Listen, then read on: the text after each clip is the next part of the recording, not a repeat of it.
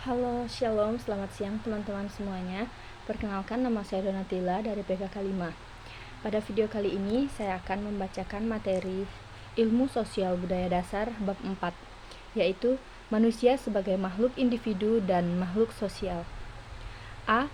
Individu dan masyarakat. Yang pertama, manusia sebagai makhluk individu.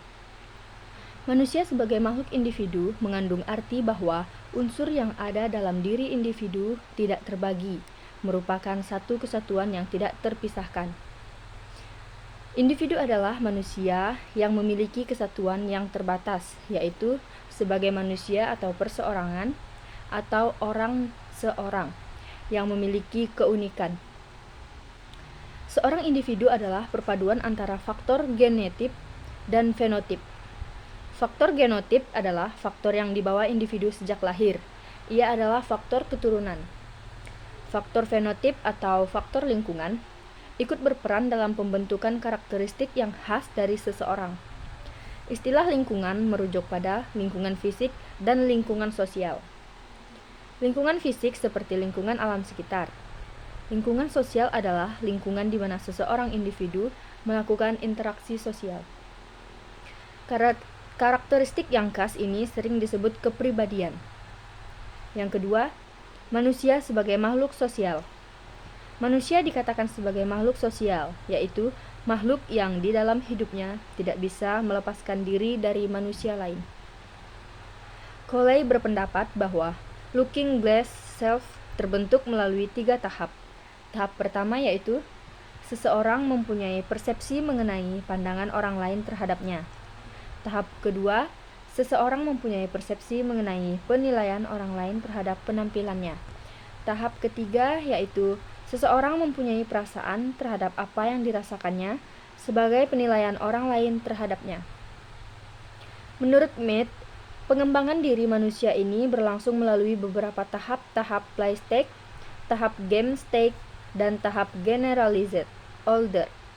Like et al. Mengemukakan bahwa setelah sosialisasi dini yang dinamakannya sosialisasi primer dan sekunder, dapat disimpulkan bahwa manusia dikatakan sebagai makhluk sosial karena beberapa alasan, yaitu yang pertama, manusia tunduk pada peraturan norma sosial. Yang kedua, perilaku manusia mengharapkan suatu penilaian dari orang lain. Dan yang ketiga, manusia memiliki kebutuhan untuk berinteraksi dengan orang lain. Yang terakhir, potensi manusia akan berkembang bila ia hidup di tengah-tengah manusia. B. Pengertian masyarakat dan ciri-cirinya. Istilah masyarakat dalam bahasa Inggrisnya society, sedangkan istilah komunitas dalam bahasa Inggrisnya community. Beberapa definisi mengenai masyarakat yaitu ciri atau unsur masyarakat menurut Craig. 1. Kumpulan orang. 2. Sudah terbentuk dengan lama. 3. Sudah memiliki sistem sosial atau struktur sosial tersendiri. 4. Memiliki kepercayaan, sikap, dan perilaku yang dimiliki bersama. Unsur masyarakat menurut Craig, Cradfield, dan Balasey. Yang pertama, kolektivitas interaksi manusia yang terorganisasi. Yang kedua, kegiatannya terarah pada sejumlah tujuan yang sama. Yang ketiga, memiliki kecenderungan untuk memiliki keyakinan, sikap, dan bentuk tindakan yang sama. Unsur masyarakat menurut Feilschild et al. 1. Kelompok manusia. 2. Adanya keterpaduan atau kesatuan diri berlandaskan kepentingan umum. 3. Adanya pertahanan dan kekekalan diri. 4. Adanya kesinambungan. 5. Adanya hubungan yang pelik di antara anggotanya. Unsur atau ciri masyarakat menurut konsep Horton dan Hunt. Yang pertama, kelompok manusia. Yang kedua, sedikit banyak memiliki kebebasan dan bersifat kekal. Ketiga, memiliki kebudayaan. Keempat, memiliki hubungan dalam kelompok yang bersangkutan. 1. Pengertian masyarakat setempat atau komunitas dan ciri-cirinya. Masyarakat setempat adalah suatu wilayah kehidupan sosial yang ditandai oleh suatu derajat hubungan sosial yang tertentu. Unsur pertama dari komunitas adalah adanya wilayah atau lokalitas.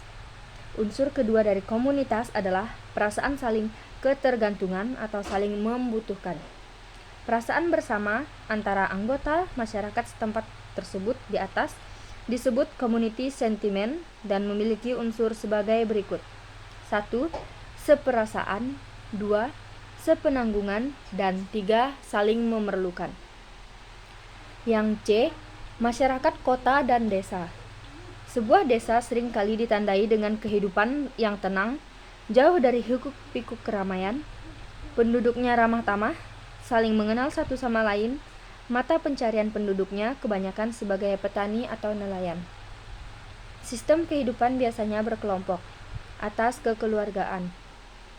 Sebuah kota seringkali ditandai dengan kehidupan yang ramai, wilayahnya yang luas, banyak penduduknya, hubungan yang tidak erat satu sama lain, dan mata pencarian penduduknya bermacam-macam. D. Interaksi sosial dan pelapisan sosial. 1. Interaksi sosial adalah proses di mana orang-orang berkomunikasi, saling mempengaruhi dalam pikiran dan tindakan. A. Interaksi sosial sebagai beberapa faktor utama dalam kehidupan, yaitu 1. Faktor imitasi, 2. Faktor sugesti, 3. Faktor identifikasi, 4. Faktor simpati. B. Syarat-syarat terjadinya interaksi sosial. 1. Adanya kontak sosial. 2. Adanya komunikasi. Bentuk-bentuk interaksi, yaitu yang pertama, bentuk interaksi asosiatif, yaitu kerjasama dan akomodasi.